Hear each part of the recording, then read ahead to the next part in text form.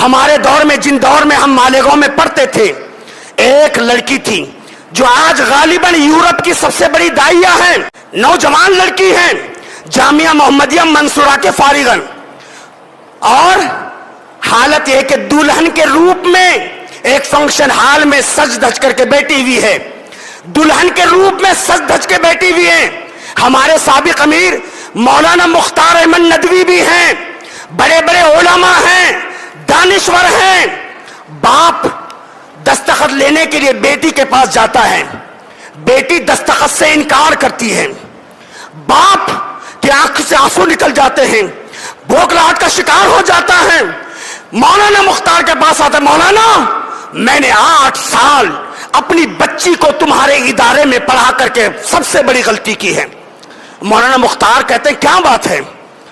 دیکھو میرے لڑکی اپنے تیور دکھا رہی ہے، میری لڑکی جس کے نکاح میں آپ ہم سب جمع ہوئے ہیں، بڑی بڑی ملی شخصیتیں ہیں اور بڑے بڑے شخصیتیں ہیں، آپ بھی ہیں ہم سب بھی ہیں، دستخط سے انکار کر رہی ہے۔ مولانا مختار آتے ہیں، کہتے چلو میں چلتا ہوں۔ کہتے بیٹی آپ مجھے جانتی ہو؟ کہتے آپ ہمارے مولانا ہیں اور بڑے مولانا ہیں۔ بیٹا یہ ہمارے ابو ہیں، یہ ہمارے انکل ہیں، فلاں ہیں۔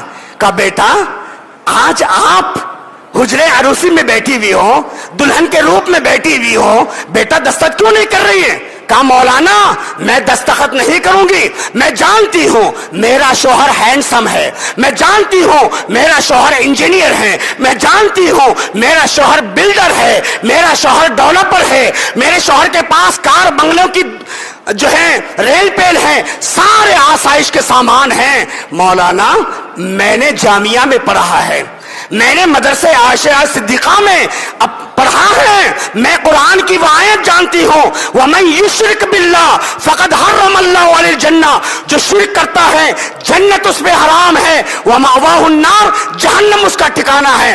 مولانا میں عالمہ ہو کر کے کیا اس کی خوبصورتی، اس کے کار بنگلے، اس کی انجینئرنگ، اس کی دھن دولت کو دیکھ کر کے اپنے ایمان سے سودا کروں اور اپنی آخرت کو برباد کروں؟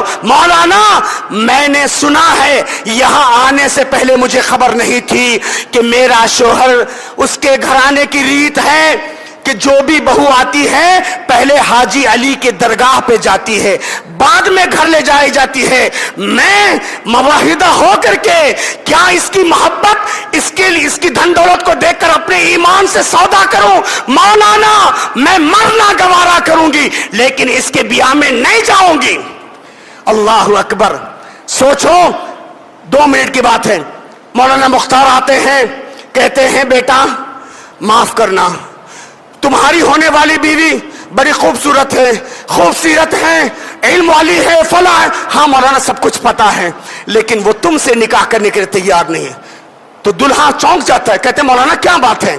کہہ رہی ہے کہ تمہاری ریت ہے، تمہارے گھرانے کا یہ رواج ہے کہ تم نئی نویلی دلہن کو حاجی علی کی درگاہ پہ لے جاتے ہو؟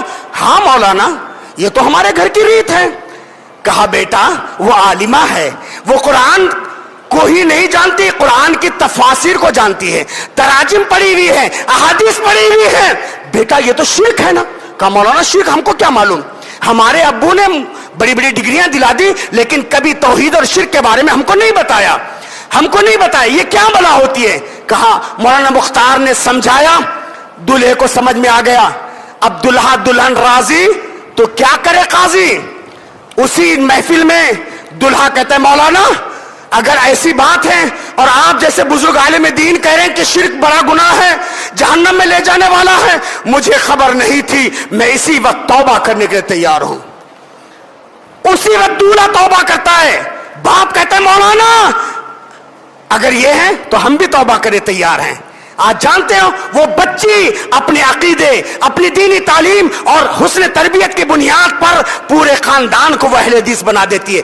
آج ضرورت ہے میرے بھائیوں، باتیں بہت کچھ ہو سکتی تھی، وقت اس بات کی اجازت نہیں دیتا۔ اللہ تعالیٰ مجھے اور آپ کو حسن عمل کی توفیق عطا فرمائے۔